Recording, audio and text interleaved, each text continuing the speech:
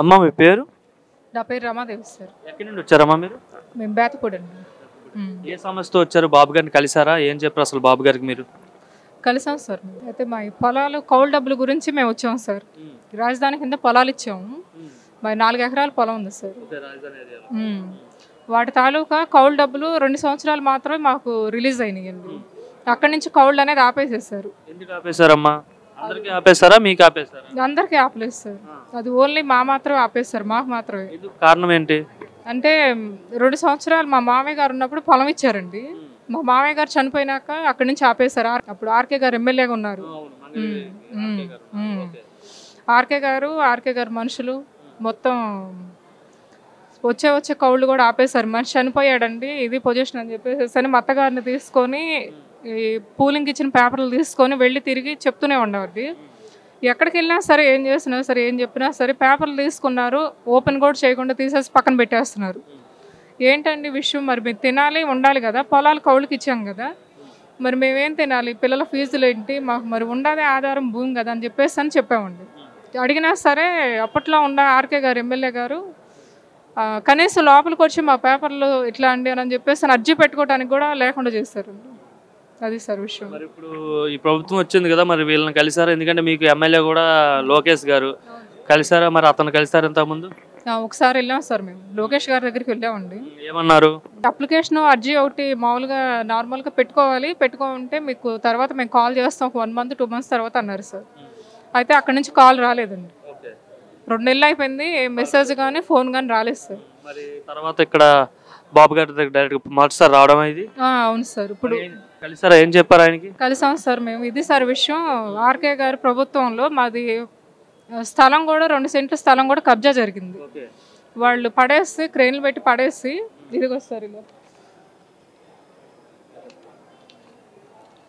ఇది సార్, ఇది మాది షాప్ అండి. ఇది షాప్, మా కిరాణా షాప్ సార్.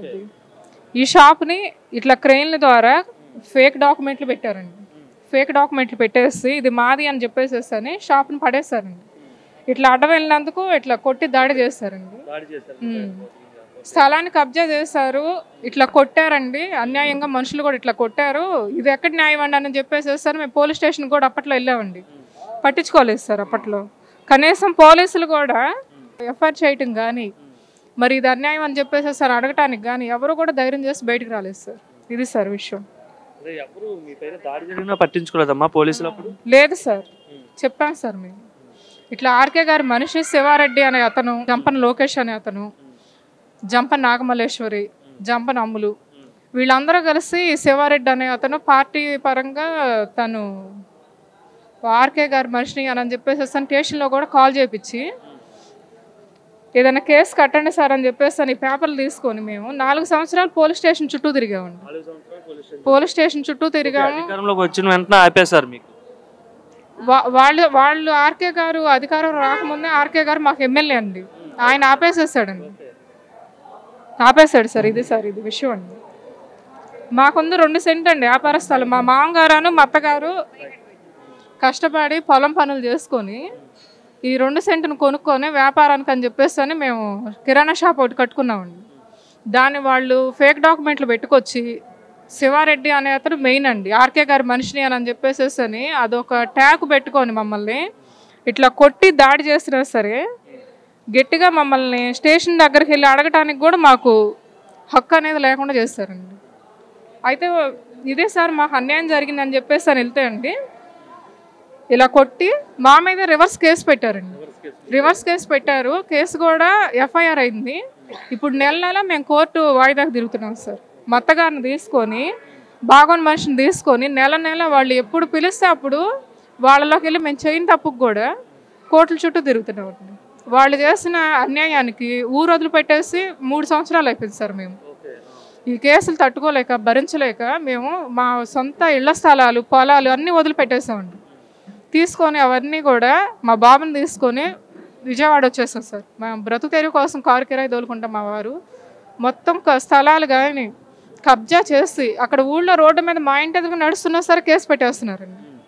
ఇదేంటి సార్ అని చెప్పేసి అనంటే అక్కడి నుంచి ఎమ్మెల్యే ఆర్కే గారి దగ్గర నుంచి ఫోన్ వస్తుంది అని చెప్పేసి అంటాం. వాడు ఇట్లా అన్యాయం చేశారు కదండి, మరి ఏంటి దీనికి సొల్యూషన్ అనేది ఉండాలి కదా అని చెప్పేసి అని మేము అడిగితే మా మీద రివర్స్ కేసు పెట్టేశారు. అది సార్ విషయం. బాబు గారు ఏమన్నారమ్మా? సార్ గారి దగ్గర వచ్చాక పని అయ్యిద్ది అని చెప్పేసి అని ధైర్యంతో వచ్చామండి. మరి తింటా ఉండడానికి కూడా లేవండి. 9 సంవత్సరాల నుంచి కౌలు డబ్బులు రావట్లేదు. స్థలం చూస్తే ఇట్లా జగన్ గారి ప్రభుత్వంలో స్థలం కబ్జా చేస్తారు. ఇప్పటికన్నా సరే కొంచెం మాకు న్యాయం జరిగేలాగా చూస్తారు సార్ గారు అని చెప్పేసి అని వచ్చామండి. డాక్యుమెంట్లు మేము పెట్టిన అర్జీలు మొత్తం తీసుకున్నారండి. తీసుకున్నాక మేము చూసి మాట్లాడతామని చెప్పేసి అన్నారండి. అయితే సార్ గారు అయితే మాత్రం రిసీవ్ బాగా చేసుకుంటున్నారండి. పని అయ్యిద్దని నమ్మకంతోనే వచ్చాం సార్ మేము ఇక్కడికి.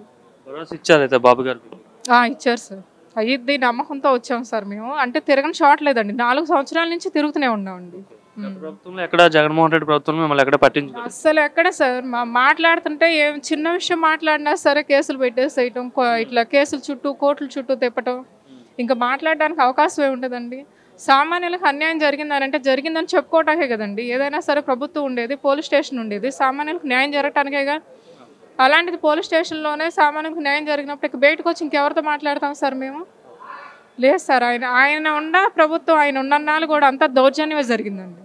చాలా మంచి పరిపాలన జరిగిందని చెప్తున్నారు ఆయన ఉన్నప్పుడు. చెప్పారనంటే సార్ వాళ్ళు చెప్పటమేనండి. బయటకు వచ్చి జనాలు చెప్పాలి కదండి. సామాన్యులు మాలాంటి వాళ్ళు చెప్పాలండి మంచి పరిపాలన అండి ఇది, ఆయన ప్రభుత్వంలో మేము అందరం కూడా ఇబ్బందులు లేకుండా ఉన్నామని చెప్పాలిగా. ఒక్కళ్ళు కూడా చెప్పరండి. అప్పట్లో చెప్పలేదండి. ఎందుకంటే చెప్పారనంటే కేసులు, మనుషులకు ఇట్లా కేసులు పెట్టేయటం, తీసుకెళ్ళటం. మరి ఇప్పుడు అంటున్నారు కదా ఈ 6 నెలలు కూడా బాగాలేదు, ఈ 6 నెలలు ఇంకా దాడులు ఎక్కువ జరుగుతున్నాయి, చంద్రబాబు పాలన అసలు బాగాలేదని జగన్ అంటున్నారు. ఎవరి మీద అండి దాడి జరిగింది? ఎవరి మీద జరగలేదు కదండి. ఇప్పుడు ఎవరి మీద అయితే వాళ్ళు ఉండగా వాళ్ళ ప్రభుత్వంలో, జగన్ గారి ప్రభుత్వంలో వాళ్ళు ఎవరి మీద అయితే దాడి చేశారో, అన్యాయంగా భూములు లాక్కున్నారో అది వీళ్ళు ఎంక్వైరీ చేస్తున్నారండి. చేసి చర్య తీసుకుంటున్నారు చట్టపరంగా. అన్యాయంగా ఏం వెళ్ళలేదు, ఎవరి మీదకి వెళ్ళలేదు కదండి. మీకైతే న్యాయం జరుగుతుందని నమ్మకం వచ్చింది ఇప్పుడు? మాకైతే మాత్రం ఇప్పుడు కాదు సార్, మేము 9 సంవత్సరాల నుంచి తిరిగి ఉన్నాం సార్. ఈ ఆర్కే గారు మా పేపర్స్ కూడా పైకి వెళ్ళలేదండి. ఇప్పుడు డైరెక్ట్గా సార్ గారు సీఎం గారిని కలిస్తే మా ప్రాబ్లం ఎక్కడన్నా సరే సొల్యూషన్ దొరికిద్దని చెప్పేసి సార్ నమ్మకంతో వచ్చామండి.